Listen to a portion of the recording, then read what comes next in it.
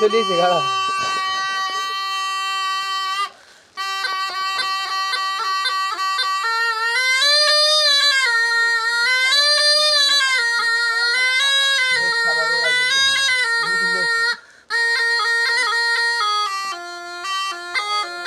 ভাই দোতে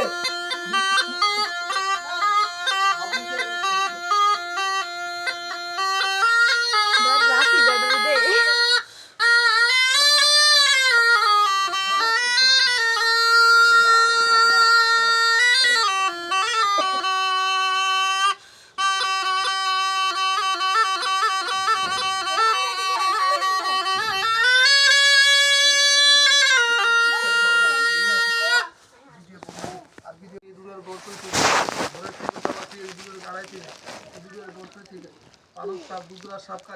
আর গেলেন কি মাটি করে দিস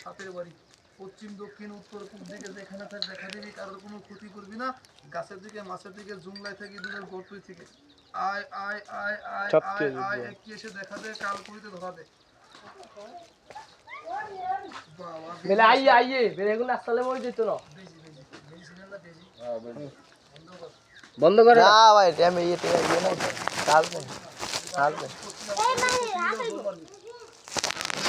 এলে মাঝে মারা পড়ে গেছে কথা বুঝলি বা আর একটা আছে ওটা ধরা যাবে না বাড়ির পুকুরি ওটা কারো ক্ষতি করে না ওটা আপনি যদি এলাকায় বাইরে মাঝে মাঝে রাস্তায় লম্বা হয়ে পড়ে থাকে এরকম নিয়ে থাকে কিন্তু কারো ক্ষতি করে ওটা বিশাল পুরানো বাড়ির পুকুরি পুকুরি বুঝুন কি ওটা কেন কেন বাড়ির পুকুরি বুঝুন কি পাহারা দেয় ওটা কারো ক্ষতি করে না ওরা আসলে এলাকার শান্তি রাখছে কোনো বিষাক্ত সব আশা করতে পারে না কারণ কোনো ক্ষতি করে না আর ভুল করে কেউ বেজিরে মারবেন না বেজি আছে না বেজিরে মারবেন না গুল মারবেন না কারণ যেখানে গুল বেজি থাকে ওখানে সবকালে চলাচল করে একখানে বাসা করতে পারে না আমি একটু চেক করলাম না কারোর ক্ষতি হয়েছে কারো কি ক্ষতি হয়েছে না দেবা তো কথার ক্ষতি হয় আল্লাহ জবান দিচ্ছে দেখলাম একটু চেক করে আমরা ধরি কোনগুলা যেগুলো হাঁস মারে মুরুখ মারে মানুষের ঘরে থেকে হাঁস সাপ ফেপড়া সব ধরে ফেলে ওগুলো কল লাগে না ওগুলো মিস হয় না ওগুলো ধরে ঢাকা চালান করে অন দৈত্যম কইছে তো রান্না করে না জান্নাতে পাঠিয়ে দিলাম গেল না একদম ভাই আপনি যেখানে কথা কইছিস ওখানে আইছি দেখছি ওই সাইডে দেখছি যেখানে কথা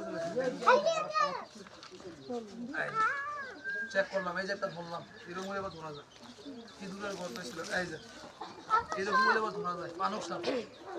আমরা খেলা থাকি না খেলার কথা কোশ্চেন